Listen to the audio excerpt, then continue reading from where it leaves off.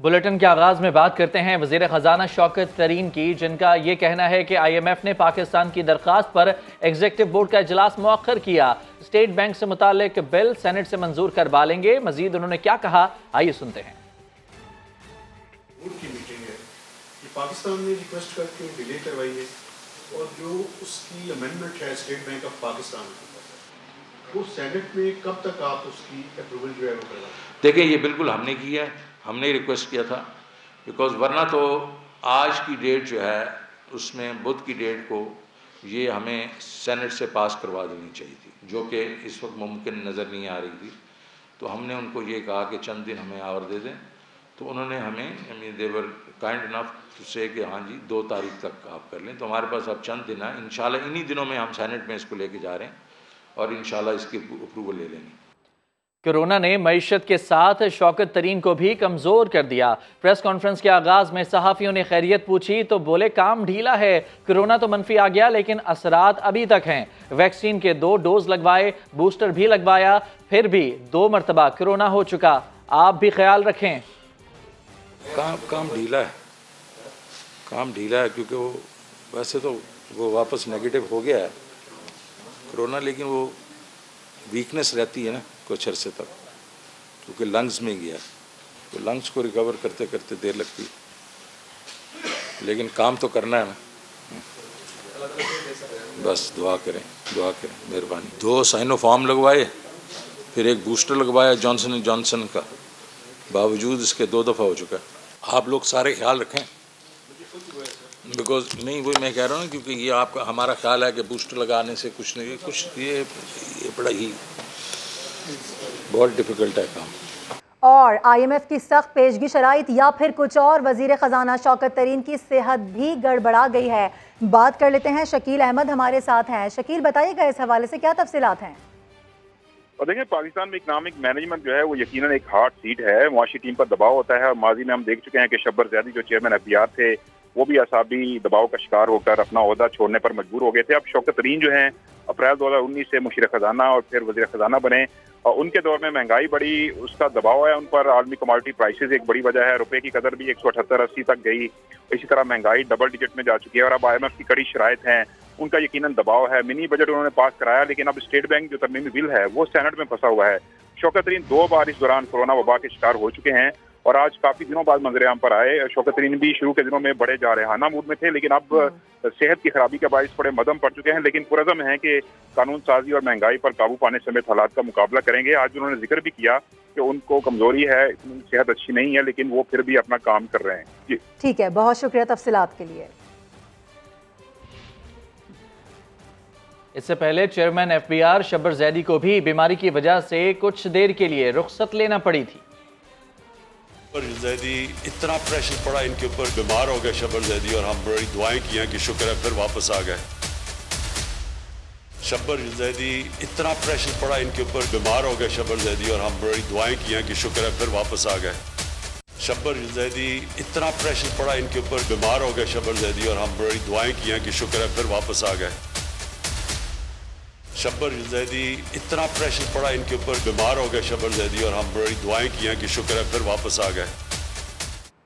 तो PTI दौरे हुकूमत में माशी मैनेजर्स का काम की ज्यादती से बीमार होना पहली बार नहीं है। शौकत तरीन से पहले शब्बर ज़ैदी भी बीमार हुए थे, बल्कि 2 बार बीमारी की बायस उन्हें छुट्टियों पर जाना पड़ा था। हमारे साथ ही मौजूद हैं इस वक्त शब्बर ज़ैदी साहब से भी हम बात करेंगे। PTI दौरे हुकूमत में माशी मैनेजर्स का काम की ज़्यादती से बीमार होना पहली बार नहीं है। हम अपने नाज़रीन को बता रहे हैं कि शौकत तरीन से पहले शब्बर ज़ैदी भी बीमार हुए थे, बल्कि 1 बार नहीं 2 मरतबा बीमार हुए थे और इस बीमारी की वजह से उनको छुट्टियों पर भी जाना पड़ा था। शौकत तरीन ने प्रेस कॉन्फ्रेंस की, जिसमें सहाफ़ियों की जानिब से उनकी तबीयत के हवाले से पूछा गया, काम के हवाले से पूछा गया। तो सबसे पहले उन्होंने अपनी सेहत के हवाले से बताया कि कोरोना तो मनफी आ गया है, लेकिन उसके असरात अभी तक मौजूद हैं। वैक्सीन के 2 डोज लगवाए हैं, बूस्टर भी लगवा लिया है, लेकिन उसके बावजूद 2 मरतबा कोरोना वायरस का शिकार हो चुका हूं। वज़ीर ख़ज़ाना शौकत तरीन कहते हैं कि इमरान खान ने करप्शन के खिलाफ बिला तफरीक कार्रवाई की, जो भी स्कैंडल सामने आया उसकी आज़ादाना तहकीकात करवाएं। ट्रांसपेरेंसी इंटरनेशनल की तफसीली रिपोर्ट के बाद जवाब देंगे। मुल्क की मईशत दुरुस्त समत में है, लोअर मिडिल क्लास तबके की आमदन बढ़ाने के इक़दाम कर रहे हैं।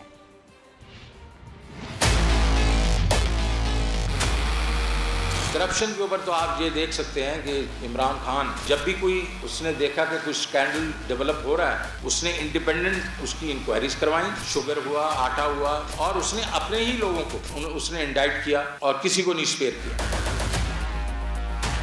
तो रूल ऑफ लॉ के लिए तो इमरान खान खुद स्ट्रगल कर रहा है। तो मुझे नहीं समझ आती कि एक साल में ये EIU जो है वो पहले 37 दिया, फिर 37 दिया और फिर उसने 20 कर दिया। इसके ऊपर अभी डिटेल्स नहीं है, डिटेल्स आएंगी तो हम इसको स्टडी करेंगे और हम उसको रिस्पॉन्ड करेंगे। हमारी इकोनॉमी जो है वो सही सिमत में जिस तरह हम चाह रहे थे उसी तरह चल रही है, ग्रोथ हो रही है। 5.57 जो रीबेस्ड है पिछले साल हुई है। हमारी एक्सपोर्ट्स जो हैं वो बढ़ी, हमारी रेमिटेंसेस भी बढ़ी हैं। स्टेट बैंक से हमने जीरो बोरिंग की, 1.5 ट्रिलियन वापस कर दिया। हमें ये नहीं मालूम कि ये जो इस वक्त सुपर साइकिल कमोडिटीज का है ये कब नीचे आएगा, बिकॉज ये हमारे पे मुनसर नहीं है। हमारा जो सैलरीड क्लास है और वो जो अर्बन जो lower middle class to middle class है वो इस वक्त सफ़र कर रही है। ये कोशिश करेंगे कि अपने सारे जो हमारे सेगमेंट्स ऑफ सोसाइटी हैं उनकी इनकम बढ़ाएं।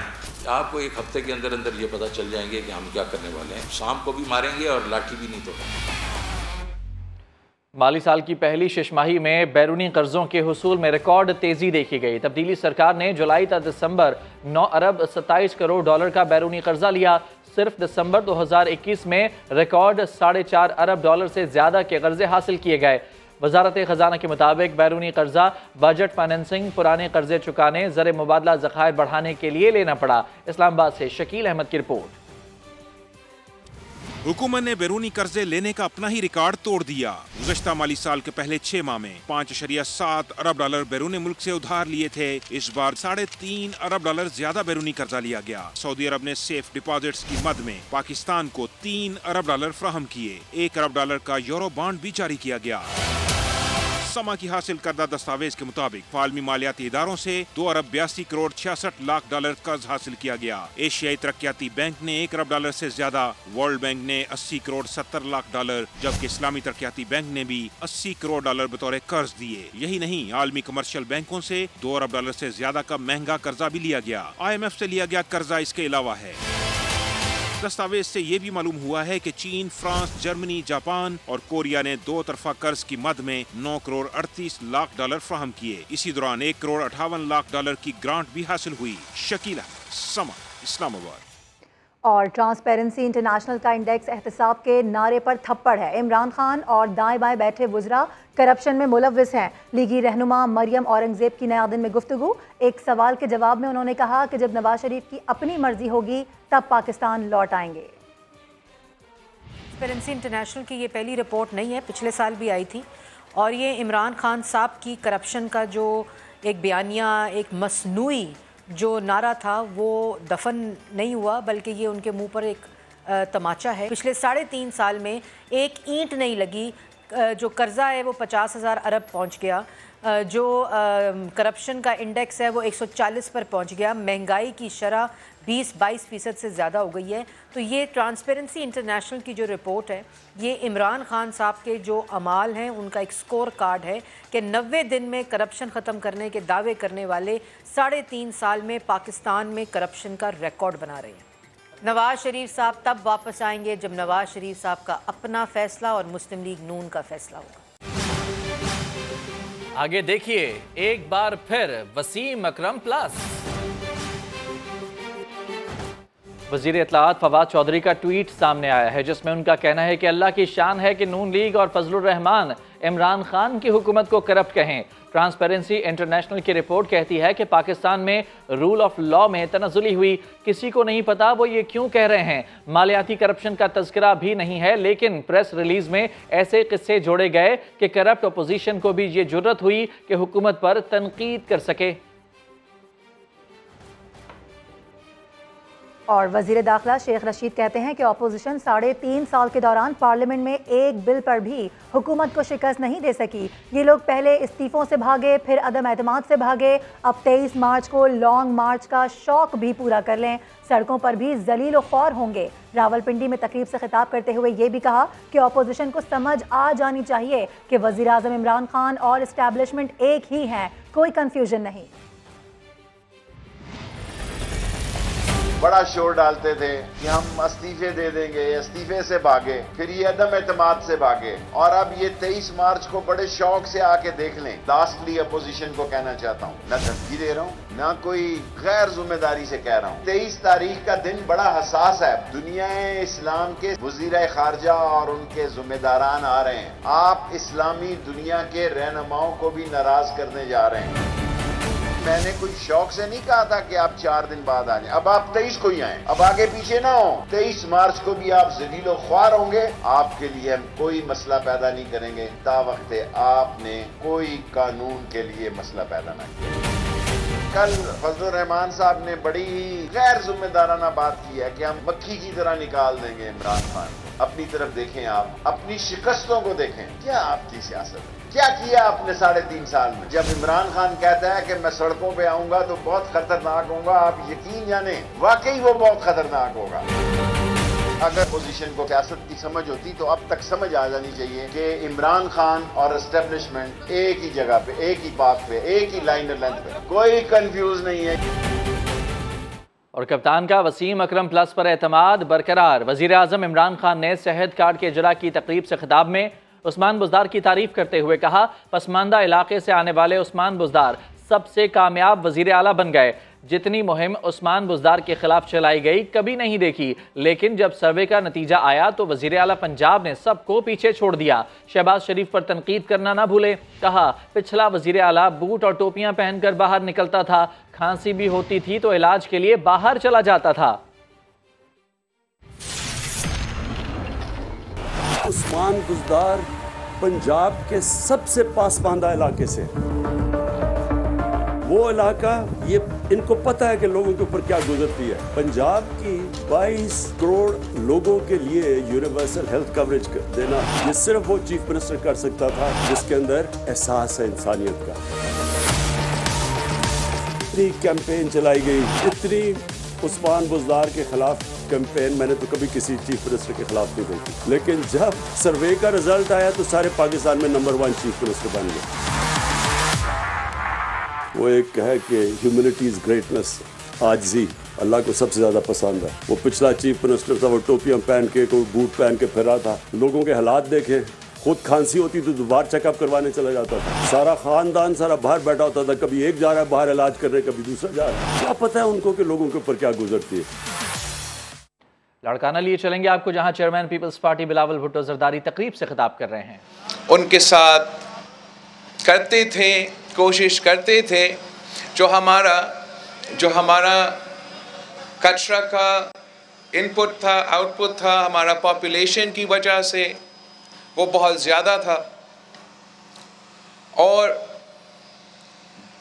कराची में, सिंध का कैपिटल में इस किस्म के मसले ही थे।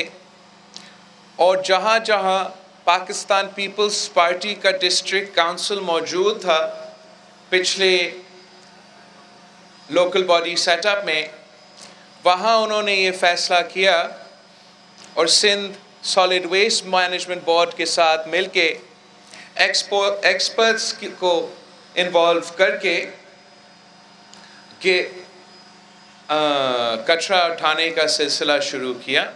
और जहाँ जहाँ हमारे लोग मौजूद थे वहाँ एक बेहतरी नज़र आया।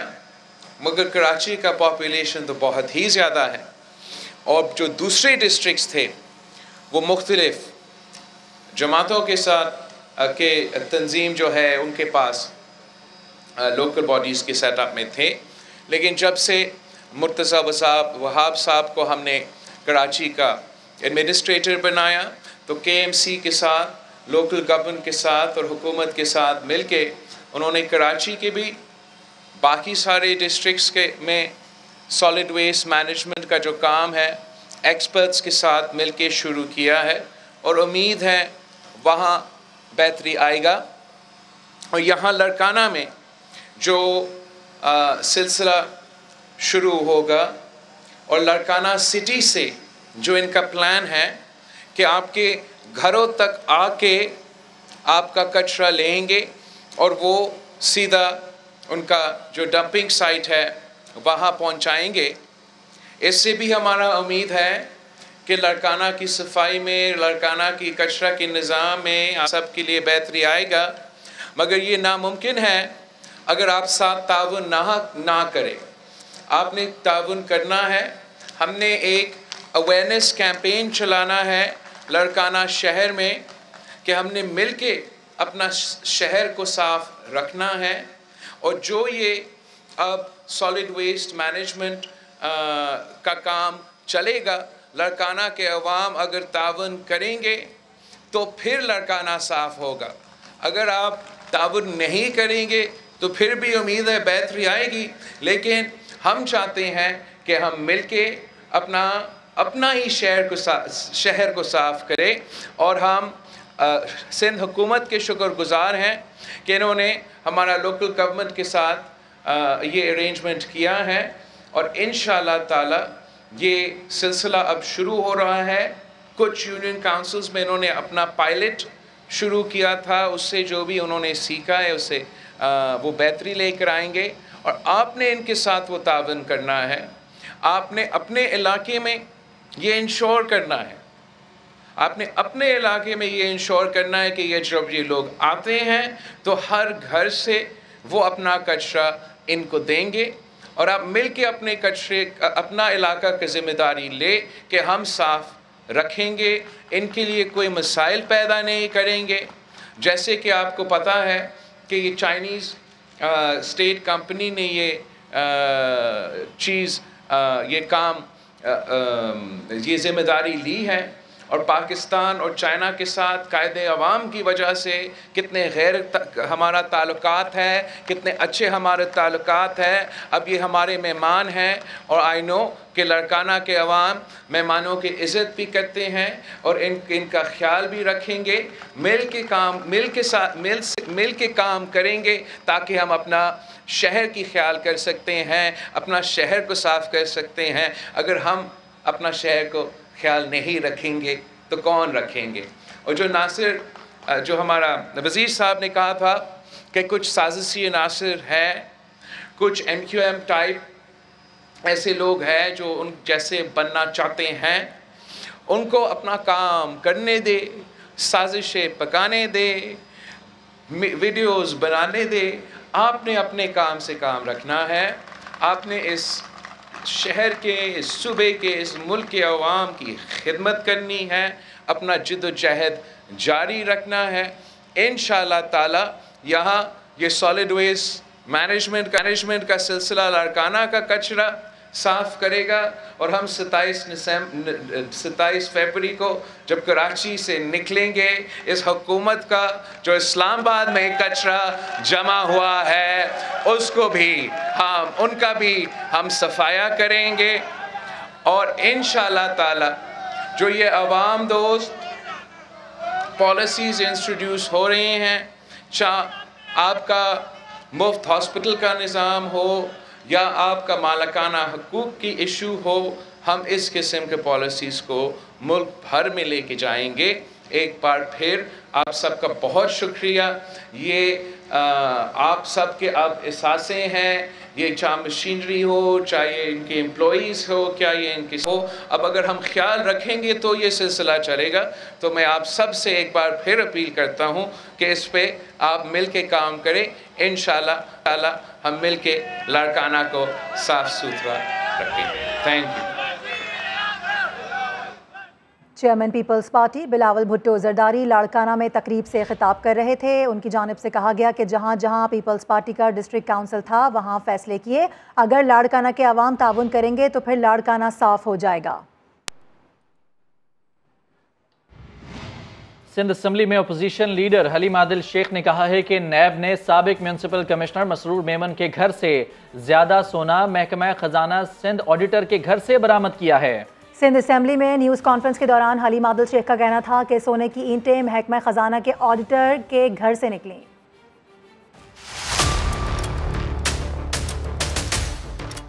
तस्वीरें कल आप सबने देखी होंगी।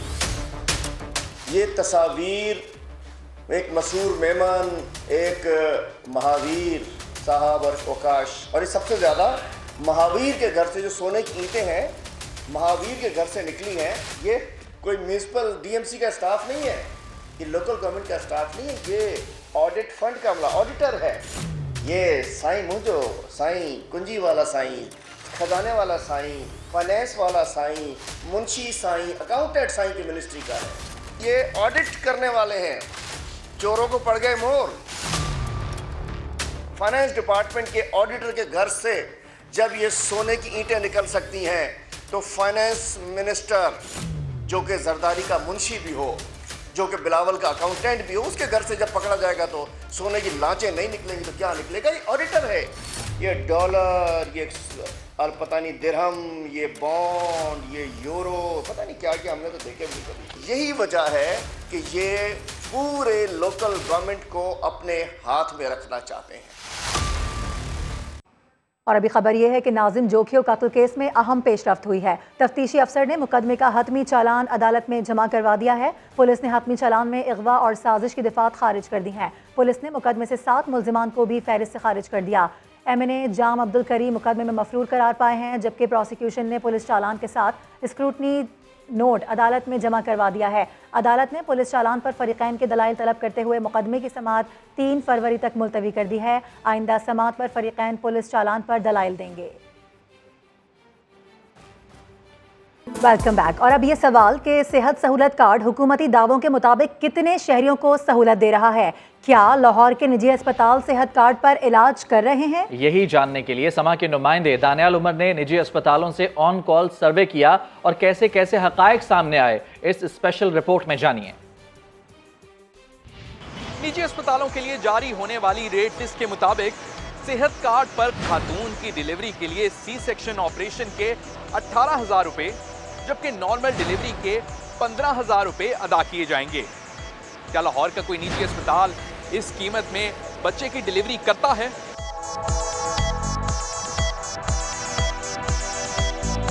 हमने लाहौर के निजी अस्पतालों से फोन कर ये बात पता की। उनके जवाब क्या थे, आइए सुनते हैं। नॉर्मल डिलीवरी होती है, यहाँ पे सी सेक्शन है, उसके कितने चार्जेस लेते हैं आप लोग? रूटीन में जो बिल बनता है वो 2 लाख से 2,20,000 नॉर्मल डिलीवरी का आता है। ठीक है। और 3 लाख से 3,20,000 सी सेक्शन का आता है। कुछ 80-90 का नॉर्मल का होता है और 120-130 तक सी सेक्शन का होता है। नॉर्मल डिलीवरी के और सी सेक्शन के कितने चार्जेस हैं? 60 से 70,000 नॉर्मल डिलीवरी के विदाउट नर्सरी, मेडिसिन, लैब और सेपरेट है। और सी सेक्शन की 1 लाख से 1.5 लाख तक। नॉर्मल डिलीवरी के 1 लाख तक पैकेज चला जाता है, डिपेंड करता है कि आप कौन से डॉक्टर से चेक करवा रहे हैं। और सी सेक्शन का 2 तक चला जाता है, और वो डॉक्टर, बाकी जो डॉक्टर अमाउंट है, कंफर्म अमाउंट, वो डॉक्टर जिसको चेक करवाएंगे वो आपको बताएंगे, पैकेज होते हैं उसके। औसतन नॉर्मल डिलीवरी के 70,000 रुपए से 2 लाख, जबकि सी सेक्शन के 80,000 रुपए से 3 लाख रुपए तक चार्ज करने वाली ये निजी अस्पताल क्या सेहत सहूलत कार्ड पर ये तमाम सहूलियात फराहम करेंगे? इस सवाल का जवाब भी सुनिए। ये गवर्नमेंट ने हेल्थ कार्ड दिया है, इसके ऊपर हो जाएगी डिलीवरी? तो अभी इधर हमारे हॉस्पिटल में नहीं कवर करी। सरकारी हेल्थ कार्ड है, वो चलेगा इस आपके पास? नहीं चल, उस पर नहीं कह रहे डॉक्टर। सरकार का हेल्थ कार्ड है, उसके ऊपर भी हो जाएगा? नहीं, इधर सिर्फ कार्ड से चीज होती है। गवर्नमेंट का हेल्थ कार्ड है, इसके ऊपर भी हो जाएगा? नहीं सर, उस पर नहीं होता यहाँ पे। निजी अस्पतालों के मालिकान के मुताबिक स्टेट लाइफ इंश्योरेंस कंपनी इलाज के लिए जो रेट्स दे रही है वो शायद पिछली सदी में तो मुमकिन हो, मगर इस सदी में नामुमकिन है। कैमरामैन नजर इकबाल के साथ दानियाल उमर, समा, लाहौर। और अब बात उस इवेंट की जिसका सबको है इंतजार, लेकिन शायकीन का ये इंतजार खत्म होने को है। सुपर लीग के सुपर मैचेस के आगाज में बस 1 दिन बाकी रह गया। इफ्तिताही मैच दिफाई चैंपियन मुल्तान सुल्तान्स और कराची किंग्स के दरमियान कल होगा, जबकि नेशनल स्टेडियम में तैयारियों का फाइनल राउंड जारी है।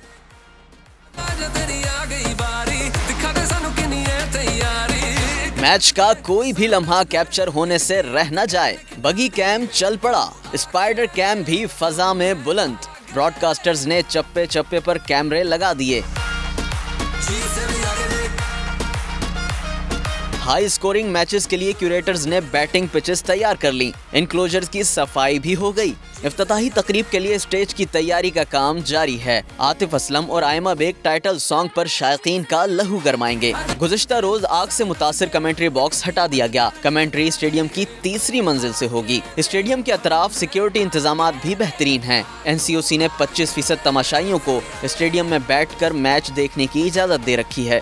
और अभी फैंस के लिए अच्छी खबर नहीं है, क्योंकि साबिक कप्तान शाहिद आफरीदी कमर की तकलीफ में मुब्तला हो गए हैं। PSL के इब्तदाई मैचेस में शिरकत कुछ मशकूक हो गई है। शाहिद आफरीदी को गुज़श्ता रोज नेशनल स्टेडियम में प्रैक्टिस के दौरान कमर में तकलीफ हुई। वो निजी अस्पताल से चेकअप करवाएंगे। बूम बूम सीजन 7 में कोयटा ग्लैडिएटर्स की टीम में शामिल हैं। ये उनका आखिरी PSL है। शायकीन क्रिकेट के लिए ये अच्छी खबर नहीं है, क्योंकि साबिक कप्तान शाहिद खान आफरीदी शायद इब्तदाई मैचेस में शिरकत नहीं कर सकेंगे। चेकअप करवाएंगे, जिसके बाद फैसला होगा कि वो मैचेस खेल पाएंगे या नहीं।